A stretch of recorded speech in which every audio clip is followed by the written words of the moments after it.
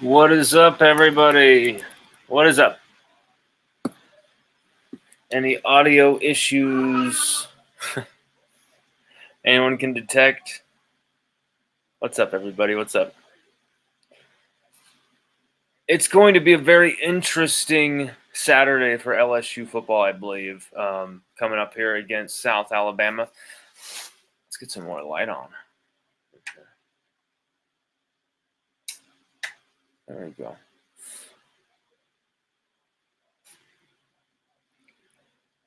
I think it's going to be a very interesting weekend for LSU against South Alabama here, but there's something on my mind. This hurricane or storm or whatever the hell it is that's going through Florida, Hurricane Helene in Florida and Georgia, 33 dead, or at least 40 lives as 22 minutes ago, rescuers raced to free those trapped in Florida, Georgia, North Carolina. It's unbelievable. These weather calamities happen so much. It's just terrible to see. I'm racing to hit up anyone I know from Florida, from Georgia, from North Carolina, and just how are you guys doing? What's going on? And here's the troubling part. A few of them I'm not able to get a hold of at all day. Nothing. That's extremely rare, extremely out of character. Extremely weird from some of these people. So it's like, what's going on? And there's been a lot of cellular power outages and madness and no phone service and flooding like crazy. And so it just looks like another nasty one. And I'm just like, we just got to hope. I feel helpless. Like, we just got to hope for the best here in this situation. Another terrible, awful Hurricane Helene, you bitch. Leave my people alone. Back off. It's enough. Like, I thought the Gulf, I thought the South would make it through this hurricane season without having to deal with something like this, but they've had to deal with this out of nowhere. I don't think too many people were too prepared for this because it seemed to kind of surprising. I'm not sure. Maybe I'm out of the loop on that, but it's just another terrible. I don't even know. It's just speechless. Just like how much of this devastation we're gonna have to watch. I'm sick of it. I'm sick of seeing people who are great people hit by stuff like this for no damn reason, and the struggle continues. I just hate to see it. I'm just sick of seeing good people struggle, and fuck these hurricanes. And so hopefully there's a few of you guys who are watching who are hopefully out of danger. But if you're watching, you're listening from somewhere in this hurricane, in the eye of the hurricane of Helene, this stupid, awful bitch, trying to mess with your house, trying to mess with your people, trying to mess with your neighborhood, your state. We're going to try and offer you the wildest, weirdest show that we can possibly conjure tonight to try and entertain you and try and give you something. Well, at least Sage is definitely going off. Get him. Yeah. I think he's out of. Yeah. Not out of his gourd, but out of something to drink. Here we go.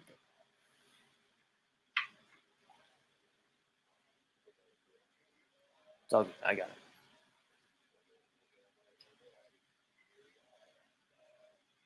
So really, I'm just kind of crazy day because I expected to hear from some of these people and I haven't. So it's been very worrisome and very kind of just an unsettling vibe today. And so I'm going to just power through this show with as much intensity as I can to hopefully help you guys kind of get through anything if you're having to power through this shit too. Sick of these storms. Sick of these storms. South Alabama coming into Baton Rouge. Luckily, not in the day. And this is a team that really, in my opinion, could actually pose that upset question better than any non-USC team where we've faced so far. I mean, South Carolina, that's an SEC game. You're kind of going to be in a type of coin toss situation on the road at times.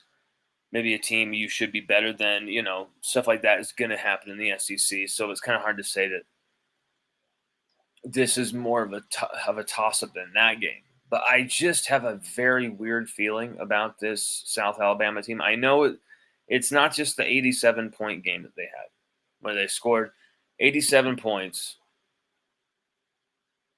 against Northwestern State. It's not just that they scored 48, beat 48 to 14, smacked Appalachian State, which is one of the Sun Belt's powerhouses. They smacked them up. North Texas put up 52 on them though, and then they also had another game where they had just 20 to 27 a loss to Ohio. So this isn't some powerhouse LSU is playing. This isn't some team that we should be really afraid of. This is a team that LSU should beat, South Alabama, right? But there are some things to me about this team that I feel like if LSU do not play up to their potential fully and across the board as a team, especially on defense, especially on the offensive line, they do not, this team could put LSU up against the wall. And it could get very hairy, okay? Harry and the Hendersons type Harry. Like it could get really like 80s, locker room type Harry. Like it could get intense. When you have the type of dual threat quarterback of Geaux Lopez, 843 yards, 57 completions, 9 touchdowns, 0 picks. So, he's been pretty damn efficient and effective. But he's also effective runner with the football. 169 on the ground for 8 yards a carry, 2 touchdowns, 21 carries. And you know what? I believe it was a statistic that said, I think 20 of those 21 rushes were designed. So they are going out of their way as an offense to get Geaux Lopez the football rushing in space. Okay? This is an offense with a dual threat quarterback. LSU has always had trouble with it. Ever since it seems the 2019 season, maybe even throw the 2018 in there, LSU have had issues with the dual threat quarterbacks. Of course, you can't throw in Lamar Jackson, where we know what they did to Devin White and company did to Lamar Jackson that day. That was fun. That was epic. That shutout there. So LSU used to be really, really good against dual threat quarterbacks, but lately, that Lenore Sellers, man, if he did not get hurt in that game, he has a chance to possibly.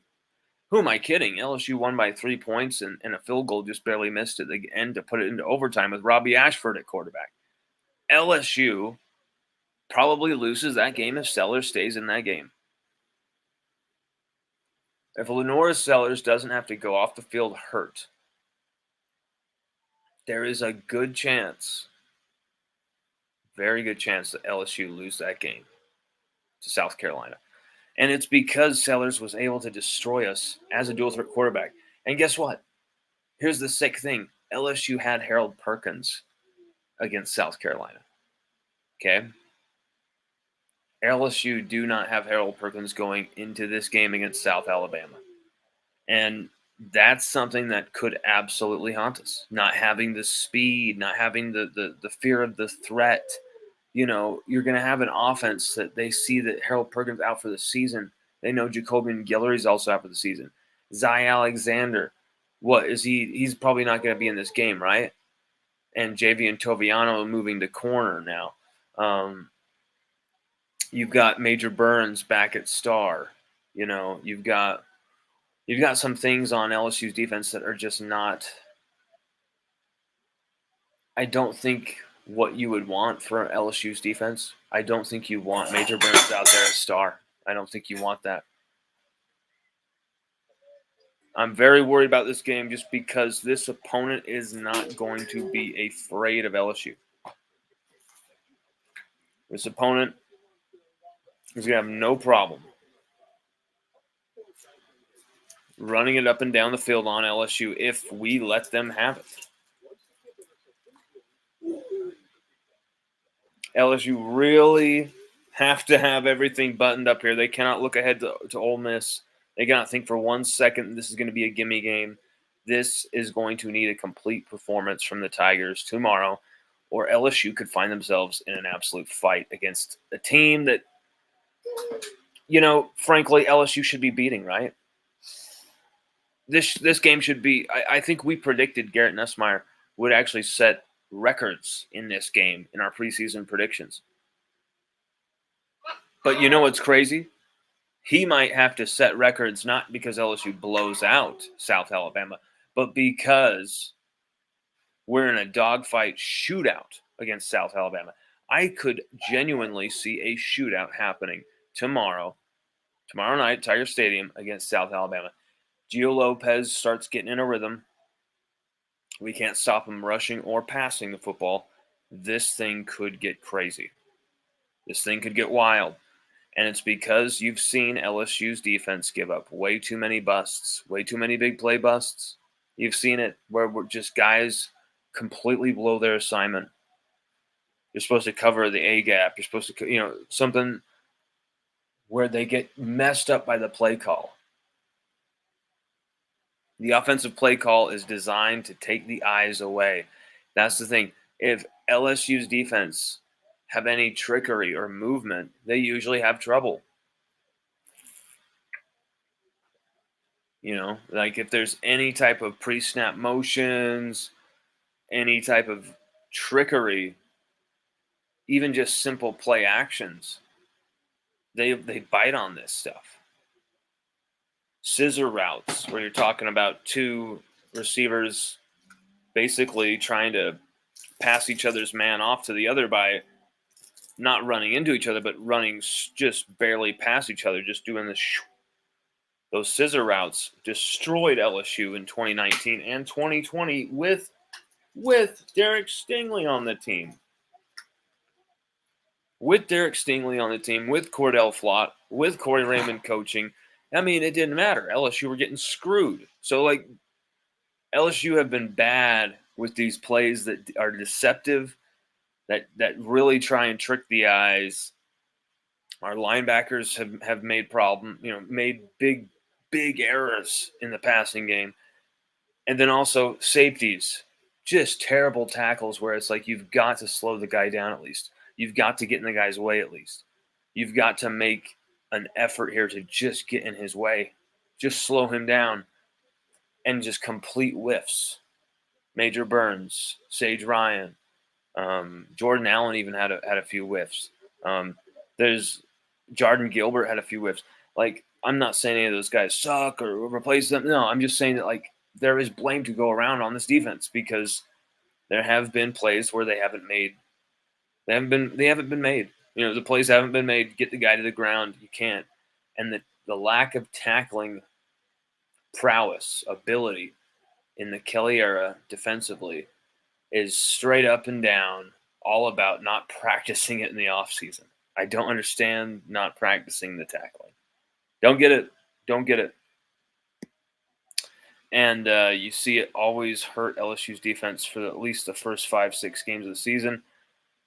And then they get it going to, at some point. But I think, usually in the second half of the season, they get the tighter defensively. I just don't think we should just rely on this every time. LSU will buckle up defensively, and we'll be able to get away with this against Ole Miss, especially with a lack of speed on our defense, a lack of girth in the trenches without Jacoby and Guillory. LSU are going to need big performances from Ahmad Bro, which that cat is ready to be a superstar for LSU. Ahmad Bro, he's gained all this weight, which usually isn't going to be a recipe for success in the Kelly era. When we've seen Savion Jones gain weight and then have a poor season last year, and then, or at least an underwhelming season by what he was hoping to achieve last year, which he's now doing this year. And then you've seen Caleb Jackson gain a bunch of weight, and it's not really worked out for him. Ahmad Bro is out there stealing a shit ton of snaps, and he's playing really well out there. He's not doing a lot of stuff that's going to show up on the stat sheet, but he's doing a lot of stuff that's freeing up plays for guys like Braden Swinson, Savion Jones, with weeks to get pressures in there. You've seen a defense that is opportunistic. Really get their heads and their faces in there, their hands in there, and get the ball out. A lot of forced fumbles. We need to see more interceptions, but that's because our secondary is where the issue is. The secondary is where the issue is for LSU. The front seven, front six, whatever, like you could say, you could argue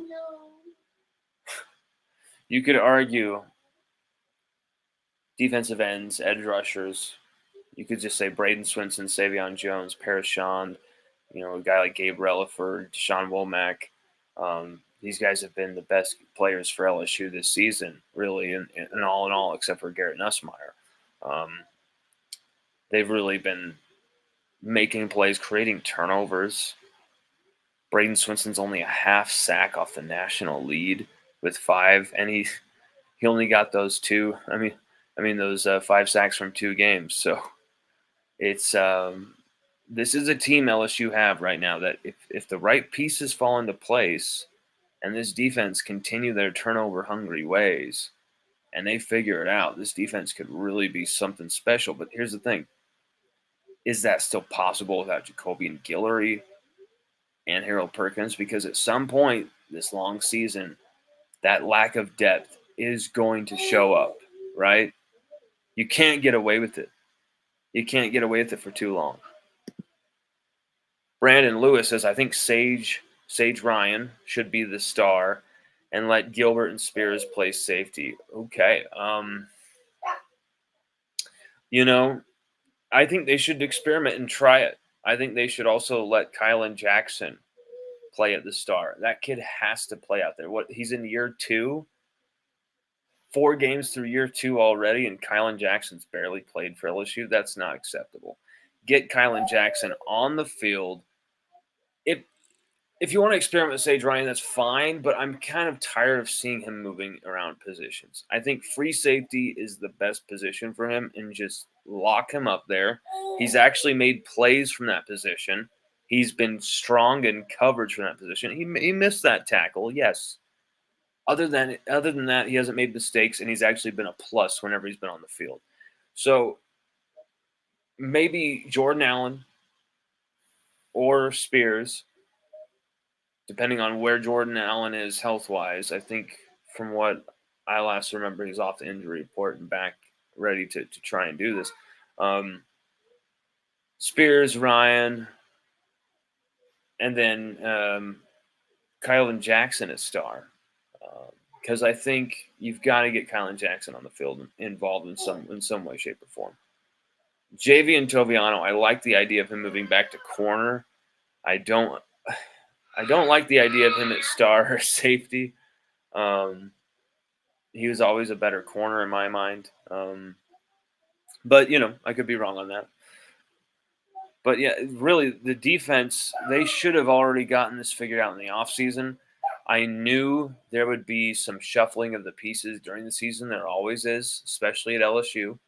There's always gems, diamonds in the rough of the roster that you find, either through injury or just through them playing only a few snaps and they make plays. Like a guy like JVR Suggs, 8 snaps, has a sack, a couple batted passes, 4 pressures, a couple tackles. Like, the dude was an animal. Play him more. But I get the context why they didn't play him more, because he's coming back from an injury. So, he will definitely get increased snaps. This defensive line was way better than anyone thought they would be. Mike Prima says, I hope the damn defense plays a very good game. It's time for the defense to hold its own. Yes, but at the same time, brother, Mike, Brandon was the last guy, the guy who wanted Sage Ryan. Sorry, I mixed your two comments up. Mike, can you really blame or kind of like be offended if the defense gets beat in this game? If the defense allows a ton of points in this game? Maybe not a ton, but like allows close to 30 or maybe even slightly over 30, and we still get the win. I think short of them allowing like a loss to occur, you could almost excuse this defense for their play in this game. Not saying excuse it, but I just think I have accepted what this team is at this point. And at this point, like if they're better than what I've said that I'll accept, great. But if not, it's okay. We're probably a year away from serious contention. We're probably a year away, and that's okay. But that doesn't mean South Alabama is going to come into our house and try and shit on us. I don't think that's going to happen. I don't think that can happen, right? I don't think Brian Kelly, I don't think Ahmad Bro, I don't think JVR Suggs, I don't think Braden Swins. Are they going to let that happen? Whit Weeks, is he going to let that happen? PJ Woodland, is he going to let that happen? Ashton Stamps, who had a bad game last week and needs to recover. You think they're going to allow that to happen? I don't think so. I think this defense is going to at least make the plays to get this victory. And for me, at this point, as long as I see improvement, growth, the right guys, the future taking the field and getting opportunities and showing their stuff and developing, taking those next steps, that's almost like, okay, check mark. Like, I love watching the development of this team and what they could be, all these young guys. But what angers me is when they're not utilized. They go out there, they make a few really great plays, and then you don't see them again. That's what gets to me. And Chris Melder has a question about another one of these young players, a dude that we did an interview with at one point and have gotten to know over the years, Debo Atkins. Chris says, what up, Lon? How many snaps do you think Debo Atkins will get tomorrow? I don't know. He might get 5, might get 15, but I don't think it's going to be more than that. I think they're going to really want to get the linebackers honed in. West Weeks coming back from that injury, Whit Weeks, Greg Penn III. I think they'll rotate Atkins in probably, but I don't think it'll be too much. Just 1 second. I don't think you're going to see too much like extreme rotation where you're going to see all these freshmen flying in every position, as much as I would like to see that.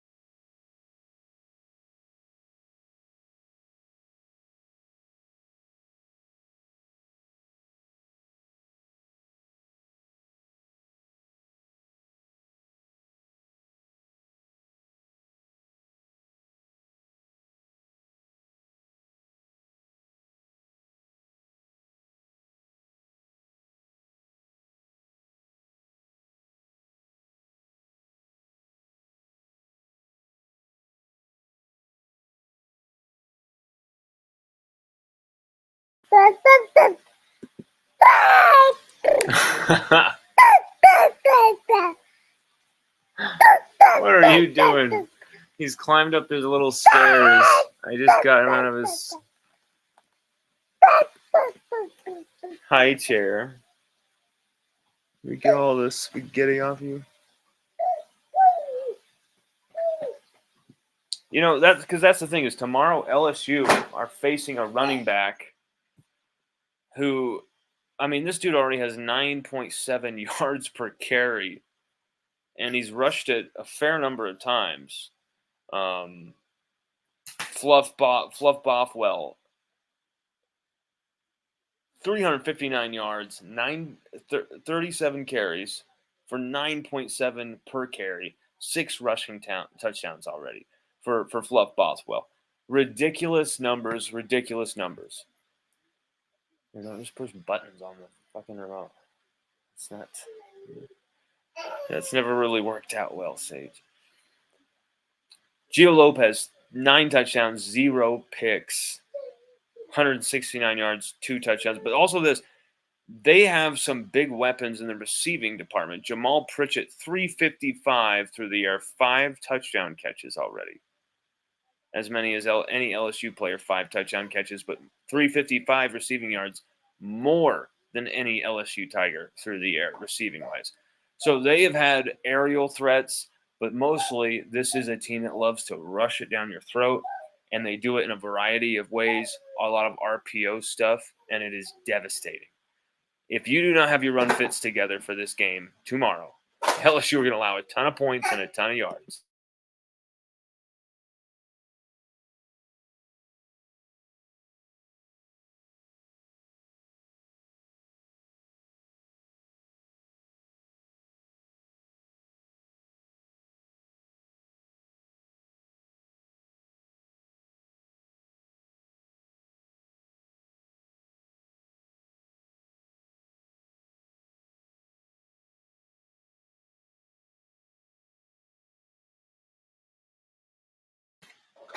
He's a menace trying to run up the stairs. Yeah, I don't. This game could be really a shootout, and I would be not surprised at all by that. I would not be surprised. Yes, it's dark. It's dark. I would not be surprised by a shootout in this game. Seriously. And in fact, spoiler alert, that's kind of what we're predicting. Yes, it's dark, Sage. It's okay. Okay, I'm going to turn the light back on so you'll just stop saying that.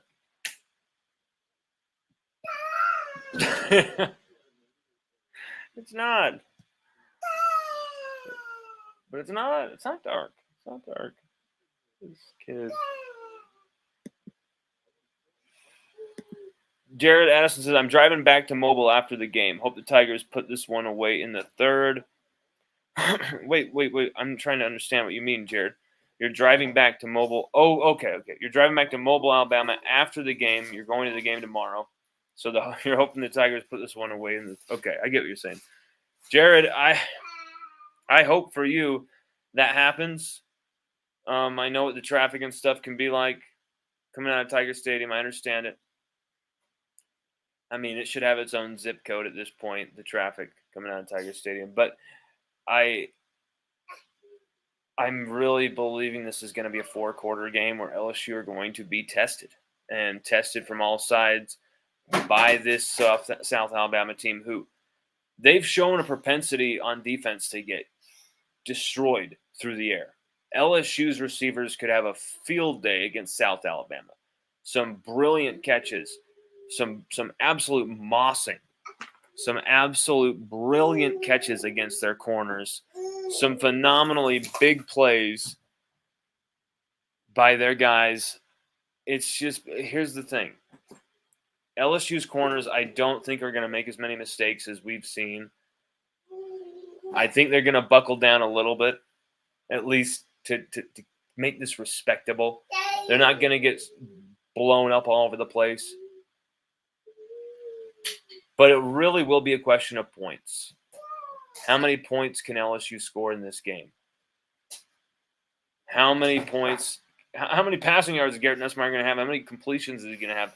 I think Garrett Nussmeier is going to have to go off for LSU to really Keep this thing a 2-score, 3-score game, whatever.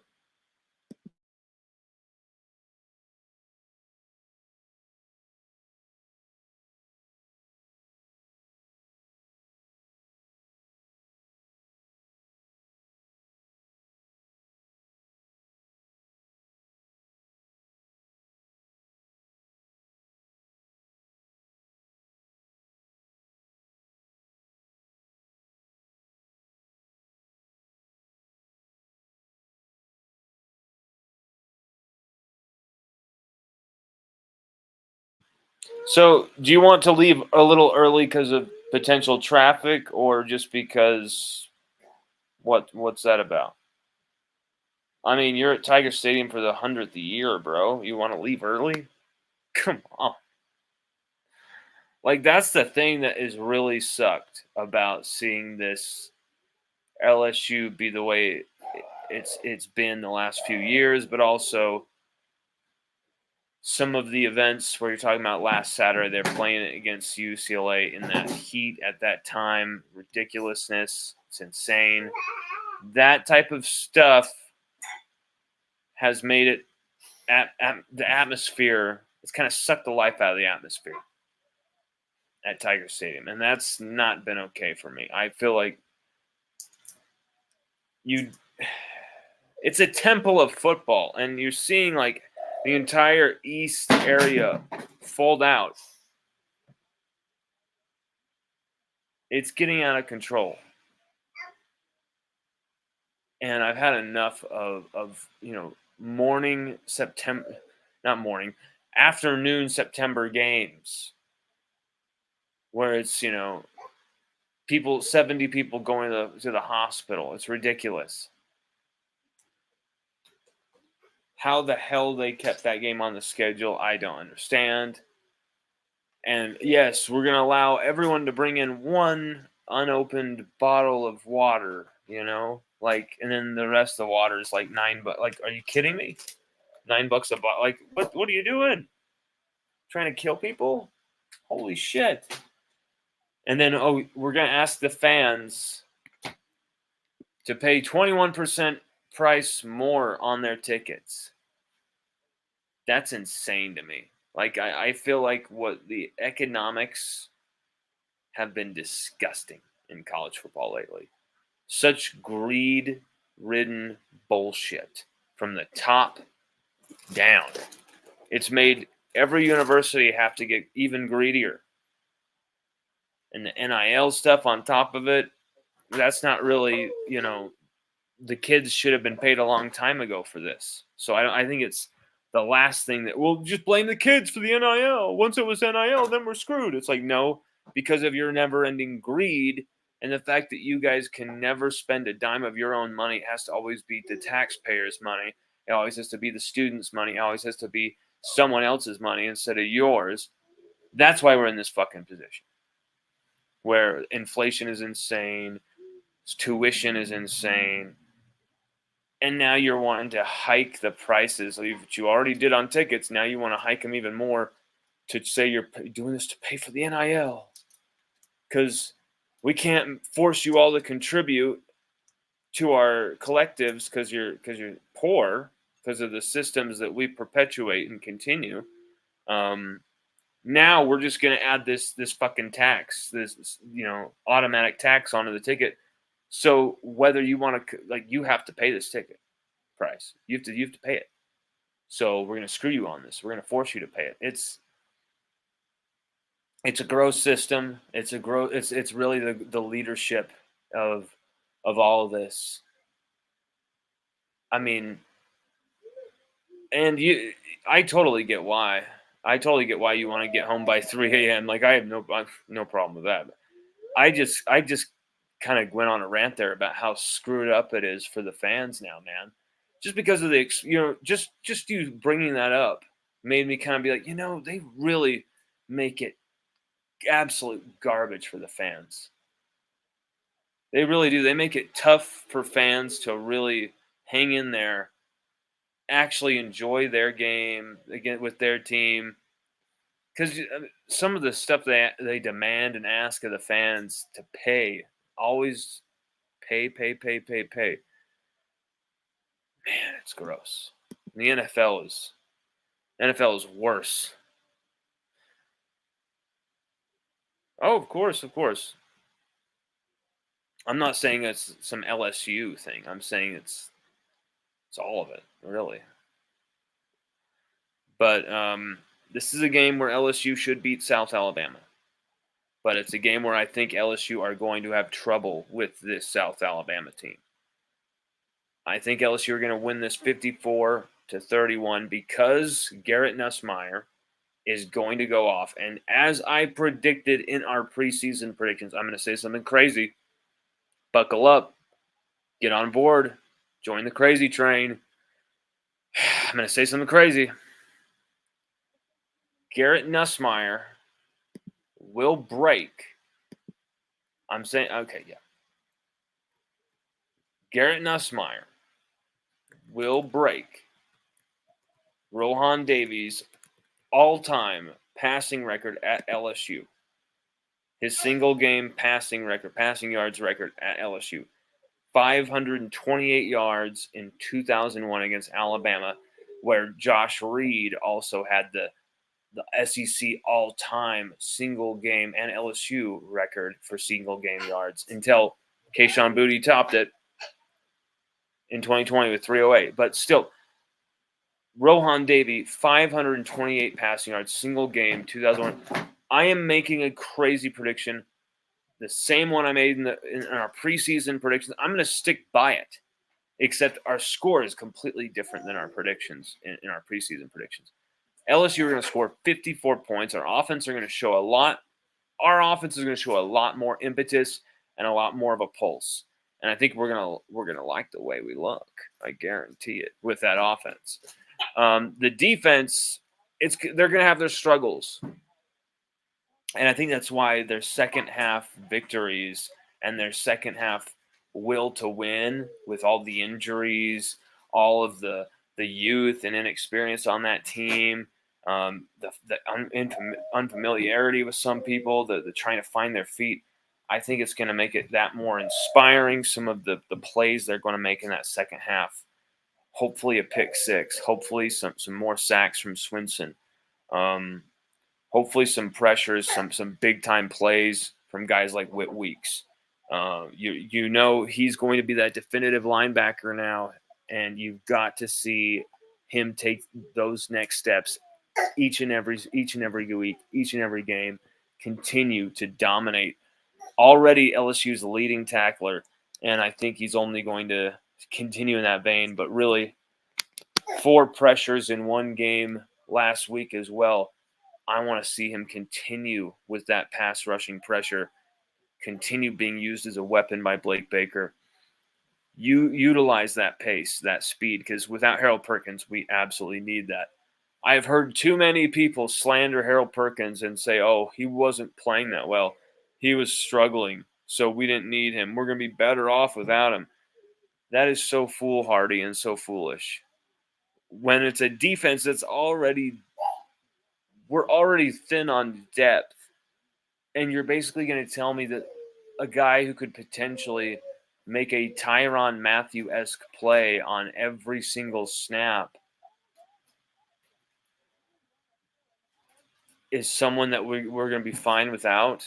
A guy who's singular in his athleticism, singular in what he could provide to the team. That is so fucking foolish and so stupid. I'm sorry. I can't go with it. Maybe I shouldn't say stupid. It's just a different opinion than mine. So whatever. But I just think it's almost like because he's not there and because he's hurt and because you want to remain positive, you want to shit on this young man like he doesn't even matter. And like his accomplishments didn't even exist. Like he didn't get 4 sacks in a single game. You know, like he didn't single-handedly win you a game also against Arkansas. Like he didn't single-handedly shut down a Heisman winner against Alabama with Bryce Young. You know, like his interceptions against Auburn and then Missouri were works of art.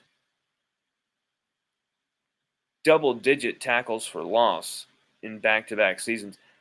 I'm not here to stoop for Harold Perkins. I don't need to do that. He's good enough to stick up for himself.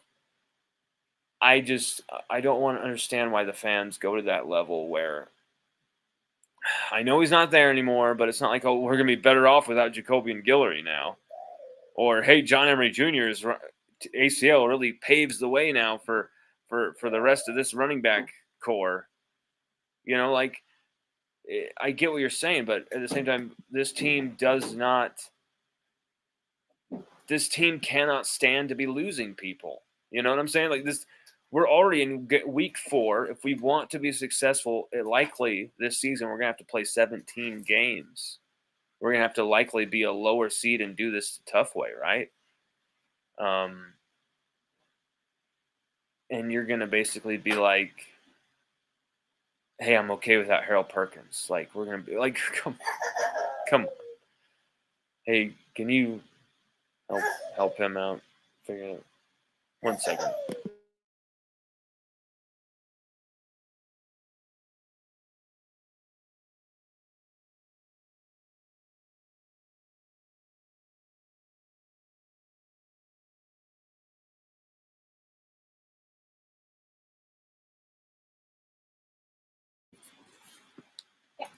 Okay.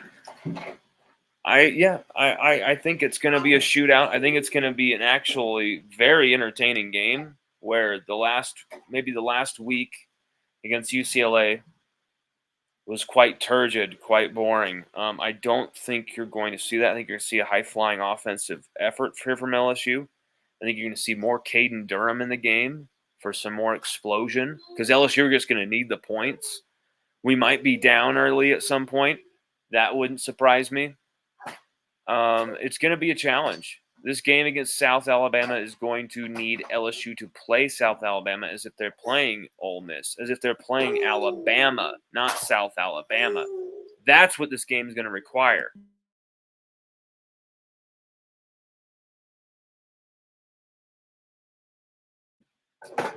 It's going to need 4 complete quarters from LSU, or they might not win this game.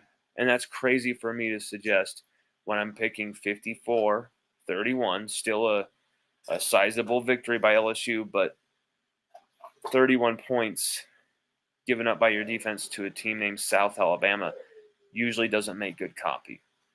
I don't think it's going to be something, though, that will look like Blake Baker has egg on his face.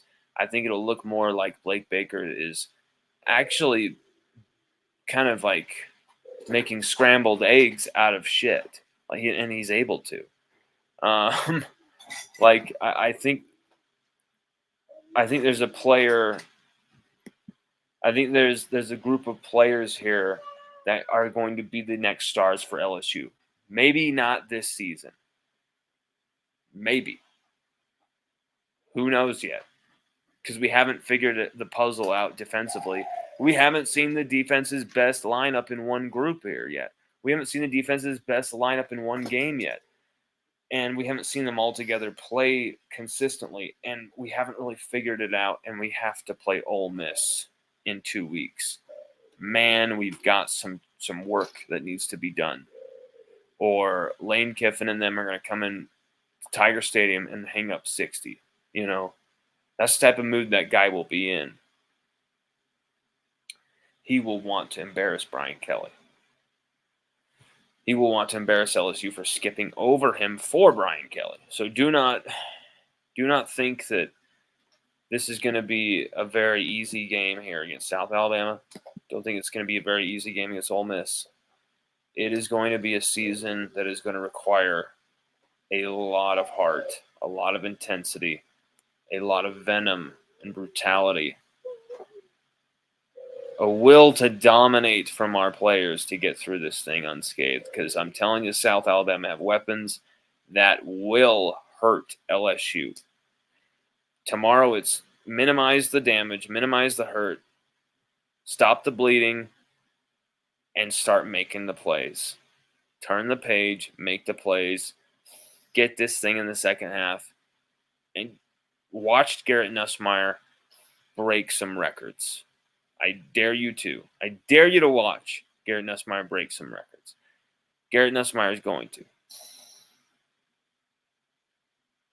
Just watch. 528 is the number to beat. 528. Rohan Davey, 2001. Garrett Nussmeier, he's up for it, baby. We've predicted LSU winning this 54-31. Everybody, check out LSUODYSSEY.com. That is the place to go. LSUODYSSEY.com. You get everything that's on the YouTube. You get everything that is on any platform that we're on. It's always there. But then you also get access to live streams of games at times. You get access to exclusive interviews with players, their families, coaches sometimes. We've had a lot of media people. We've had a wide variety of guests on.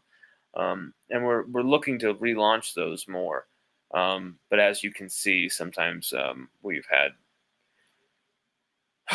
the wrong environment to do an interview, if you know what I mean. Everybody, thank you so much for your patience hanging in there with us, for checking this out, for having a good time with us here on a Friday. We think it's going to be a very tough game for LSU, but LSU are going to come out of this with their fourth win of the season, 54-31. I want to hear someone who has the balls to predict an upset. I've seen some people who've come close to it, but I haven't heard anyone predict an upset yet. So I want to hear that upset prediction.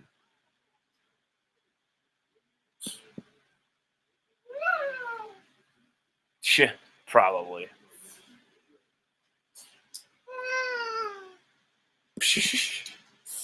Everybody, have a good night. We'll be going live multiple times tomorrow. Join us for the post-game show right here on LSUODYSSEY.com.